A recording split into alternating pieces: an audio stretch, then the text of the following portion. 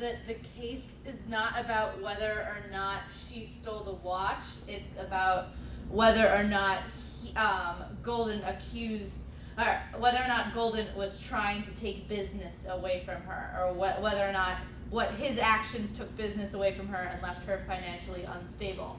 And in my opinion, he intentionally said, I wouldn't use her. So he took business away from her, putting her in a worse position financially, and that's what the problem of the case is. This is a case about how we perceive things. I don't think it's really a case about who's accusing Q for what and they rebutting all the accusations.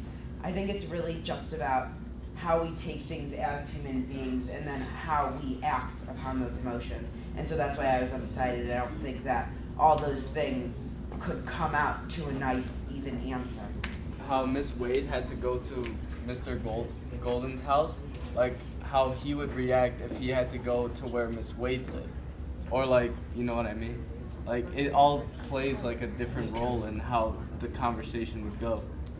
How would the conversation be different, Mr. Like, Golden? since Mr. Golden is going to like a less rich, more like African American community, he might feel the same way how Miss Wade felt, like how she was discriminated against when she went there. And if Mr. Golden came to where Miss Wade was, the African American people would look at him the same way as the white people looked at her. Why do you think this play works?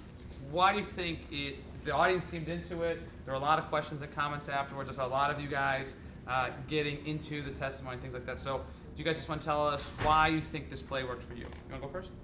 Yeah, I think it worked for like a lot of people because there were issues about race, class, and religion, which is something that a lot of people feel strongly about in different ways. So everybody has like an opinion on what's going on. It's not just like, oh, this is happening, whatever. It's like you're engaged in it. So you think these are issues that in general kids are interested in and want to talk about?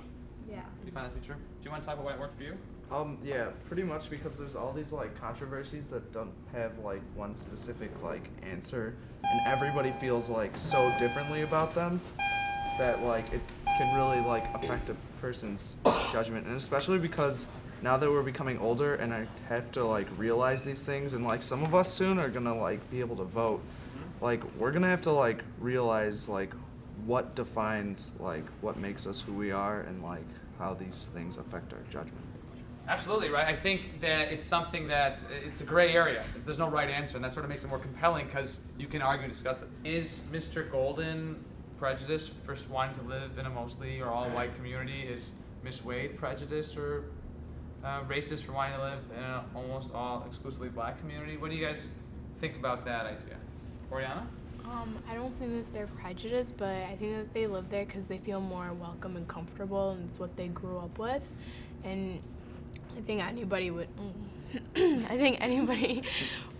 want to be comfortable and be themselves instead of being looked at like in a weird way. So that's why they live in. It's natural. Yeah.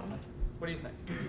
I don't think it really matters where you decide to live, because you might have a community which is completely white and they don't really care about other races, but then you might also have a community like in Skokie where there are different people, different races, but there still might be people who are racist. So even in diverse communities, there's issues with race, and maybe in homogenous communities, you have people who are open-minded or something.